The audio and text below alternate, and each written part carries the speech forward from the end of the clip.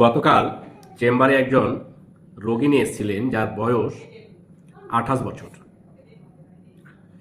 মহিলা দেখতে অনেকটাই পাতলা গড়ন আর কি, লিন থিন এমাসিয়েটেড ফিগার, পাতলা এক হারা চেহারা। এবং আমি লক্ষ্য করলাম যে রোগিনীর চেহারায়, চলনে বলনে কেমন যেন একটা বিষণ্ণ ভাব আর কি। রোগিনীর চেহারায় বিষণ্ণতা ভাব, ইনডিফারেন্স, ট্যাসিটান, একটা দুঃখী চেহারা, মেলানকোলিক ফেস, এরকম মানে প্রাইমা ফেসিতে যেটা রোগীর চেহারা দেখে বোঝা গেল সেটা এরকম। রোগীর চেহারার মধ্যে একটা বিষণ্ণতা আছে, দুঃখী ভাব আছে, মেলানকোলিক, ট্যাসিটান, ইনডিফারেন্স, এই শব্দগুলো কিন্তু রোগীর চেহারা দেখলেই বোঝা যায়। তো রোগীকে জিজ্ঞাসা করাতে জানা গেল তার মেন কমপ্লেন হচ্ছে তার পেটে ব্যথা, তলপেটে ব্যথা থাকে। এই ব্যথাগুলো মেনস্ট্রুয়েশনের সময় কিছুটা বেড়ে যায়। মেনস্ট্রুয়েশন কিছুটা আগে পিছে হয় আর কি, বেশিরভাগ ক্ষেত্রেই একটু লেট হয়। প্রত্যেক মাসেই হয়, কিন্তু 10 দিন 15 দিন করে লেট হয়ে যায়, দিয়ে পিছোতে থাকে। এরকম একটা মেনস্ট্রুয়েশনের কিছুটা সমস্যা আছে। তো ওনার মেন যেটা অসুবিধা হচ্ছে সেটা হচ্ছে পেটে ব্যথা হচ্ছে, আর কোমরের ডান সাইডে ব্যথা করছে। সেই ব্যথাটা কোমর থেকে ডান পায়ের দিকের পিছন দিকটা মানে কিছুটা নেমে আসছে। কোমর থেকে ডান কোমর, তার সঙ্গে সেই ব্যথাটা একদম পায়ের হাঁটুর ঠিক উপর পর্যন্ত, পিছন পস্টেরিয়ার রিজিয়নে হচ্ছে আর কি, পায়ের পিছন দিকটা। এরকম সমস্যা রিপোর্ট করা হয়েছিল, ইউএসজি করা হয়েছিল লোয়ার অ্যাবডোমেনে। তো সেখানে দেখা যাচ্ছে যে রোগীর ইউটাস কিছুটা সয়েলিং হয়ে রয়েছে, ইউটাস কিছুটা ফুলে রয়েছে, এটা একটা দেখাচ্ছে আর কি। তাছাড়া তেমন কোনো অ্যাবনর্মালিটি পাওয়া যায়নি। তো রোগীর যেহেতু চেহারার মধ্যে একটা দুঃখী ভাব, ইনডিফারেন্স একটা ভাব দেখছি, আর গরমটাও দেখছি লিন থিন এমাসিয়েটেড, তো প্রাথমিক পর্যায়ে ন্যাট্রামিউর এবং সিপিআর, এই দুটো ওষুধকে আমি মনের মধ্যে রেখে জিজ্ঞাসা করলাম যে বজ্রপাত বা ঝড় যখন হয় তখন আপনি খুব বেশি ভয় পান না ভালো লাগে? তো পট করে রোগিণী উত্তর দিল যে ভয় তো পাই না, উল্টে যখন ঝড় বজ্রপাত বৃষ্টি হয় তখন ভীষণ ভালো লাগে, খুব এনজয় করে এই পরিস্থিতিটা, পরিবেশটা। তো আমি জানি যে সিপিআর একটা লক্ষণ হচ্ছে যে রোগী ঝড় এবং বজ্রপাতে আনন্দ পায়। ন্যাট্রামিউর কিন্তু বজ্রপাত হলে ভীষণ ভয় পায়। তো আমি সিপিআর ওষুধটা নিয়েই এগিয়ে যাওয়ার কথা চিন্তা করে আরও কিছু লক্ষণ আমি জিজ্ঞাসা করতে থাকলাম। এই যেমন রোগী দুধ পছন্দ করে কিনা, বা দুধ খেলে তার শারীরিক অসুবিধা হয় কিনা, যেমন হয়তো বদহজম হওয়া, গ্যাস হওয়া বা পাতলা পায়খানা হওয়া, এরকম হয় কিনা। তো রোগী উত্তর দিল যে হ্যাঁ, দুধ খেতে ভালোবাসে কিন্তু দুধ হজম করতে পারে না, খেলে গ্যাস হয়ে যায় বা সময় পাতলা পায়খানাও হয়ে যায়। তো এটা একটা সিপিআর লক্ষণ পাওয়া গেল। আরও আচ্ছা, সিপিআর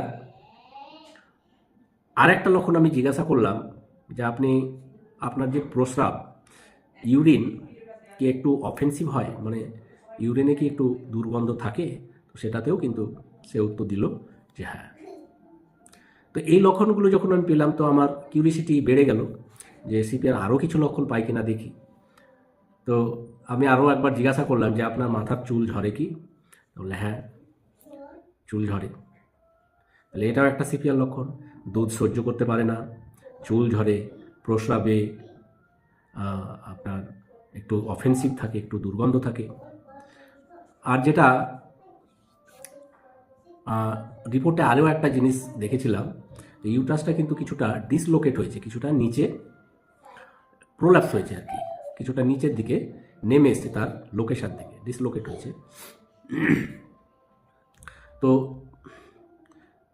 জরায়ুটা কিছুটা নিচের দিকে নেমে এসছে, পেটে ব্যথা হচ্ছে, রোগী দুধ পছন্দ করলেও দুধ সহ্য করতে পারে না, প্রস্রাবে কিছুটা দুর্গন্ধ আছে। আচ্ছা, রোগী বলে যে মাঝে মাঝেই তার কোনো কোনো সময় সাদা স্রাব হয় এবং সাদা স্রাবও বেশ দুর্গন্ধযুক্ত, এবং প্রস্রাবের দ্বারে তার একটা চুলকানি থাকে এবং অনেক সময় জ্বালা হয়, এবং স্বামী সহবাস কিছুটা কষ্টকর হয় তার কাছে। এই সমস্যাগুলো আছে। তো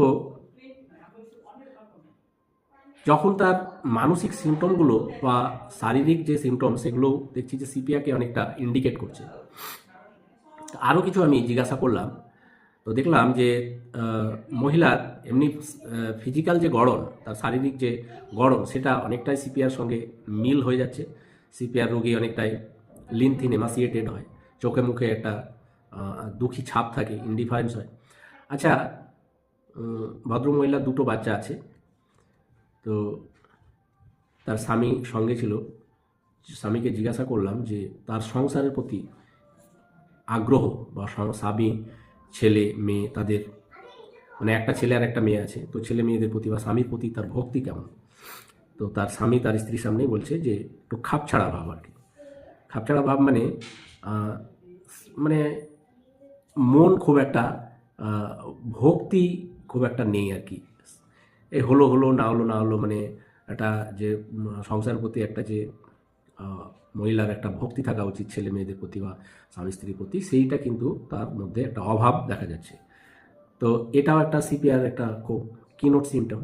তার স্বামী যদি মহিলা রোগী হয় তাহলে তার স্বামীর প্রতি বা তার ছেলে মেয়েদের প্রতি একটা মানে উদাসীন থাকবে, আর যদি পুরুষ রোগী হয় তাহলে তার বউ বাচ্চার প্রতি উদাসীন থাকবে। তো এগুলো খুব গুরুত্বপূর্ণ লক্ষণ সিপিআর জন্য। আচ্ছা, সিপিআর রোগী পিপাসা কিন্তু কম থাকে। তো আমি জিজ্ঞাসা করলাম, এমনিতে তো নর্মালি কেস টেকিং করার সময় এগুলো তো জিজ্ঞাসাই করি, পিপাসা কেমন, পায়খানা কেমন, খিদে কেমন, ঘুম কেমন, সর্দি কাশি প্রায় লাগে কি না, তারপরে খাবার দাবার গরম খায় কি না বা ঠান্ডা খায় কি না, কোনটা পছন্দ, ঝাল মশলা কেমন পছন্দ, হ্যাঁ, তারপরে হচ্ছে লবণ কেমন পছন্দ, মিষ্টি পছন্দ কি না, এ সমস্ত, ঘাম কেমন, তার পিপাসা কেমন, তো জিভটা দেখলে জিভটা শুকনো না লালা সমৃদ্ধ, এগুলো তো জিজ্ঞাসা করি। তো আমি জিজ্ঞাসা করলাম যে আচ্ছা আপনার পিপাসা কেমন। তো মহিলা বললেন যে পিপাসা আমার তুলনামূলক বেশি নয়, পিপাসা একটু কমই থাকে। তো এটাও একটা সিপিআর লক্ষণ পাওয়া গেল। তারপরে রোগী কিন্তু স্নান করতে কিছুটা তুলনামূলক একটু কম স্নান করে আর কি। তো আর রোগীর কিন্তু ঠান্ডা কাতর, রোগী গরম থেকে ঠান্ডাটা একটু বেশি কষ্ট হয়। সিপিআর রোগী কী হয়, অনেক সময় যেহেতু খুব ঠান্ডা কাতর আর কি, চিলি পেশেন্ট, তো এই চিলি পেশেন্ট হওয়ার কারণে অনেক সময়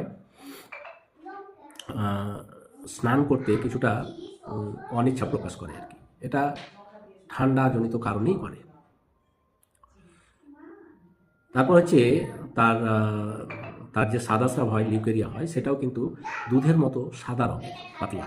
তো এটাও সিপিআর একটা লক্ষণ, এবং তাতে কিছুটা দুর্গন্ধ আছে, সেটাও সিপিআর লক্ষণ। তো এতগুলো সিপিআর লক্ষণ যখন পাওয়া যাচ্ছে, এবং ফিজিক্যাল যে লক্ষণ বা তার রোগ লক্ষণও সিপিআরকে ইন্ডিকেট করছে, তো আমি আর কিছু ভাবার মানে কোনো অবসর পেলাম না আর কি।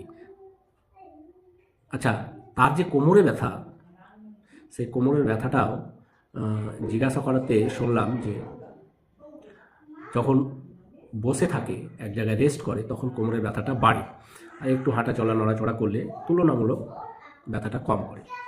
তো যেমন রাস্টক্সে হয় কি, বসে থাকলে রেস্ট করলে ঘুমালে ব্যথা বাড়ে, আবার একটু নড়াচড়া চলাফেরা করলে ব্যথাটা তুলনামূলক কম হয়। তো সিপিআও কিন্তু সেটাই হয় আর কি। সিপিআর ক্ষেত্রেও একটা লক্ষণ, নড়াচড়া করলে ভালো লাগে একটু, আর বসে থাকলে রেস্ট করলে ব্যথা ট্যাথাগুলো একটু বেশি হয়।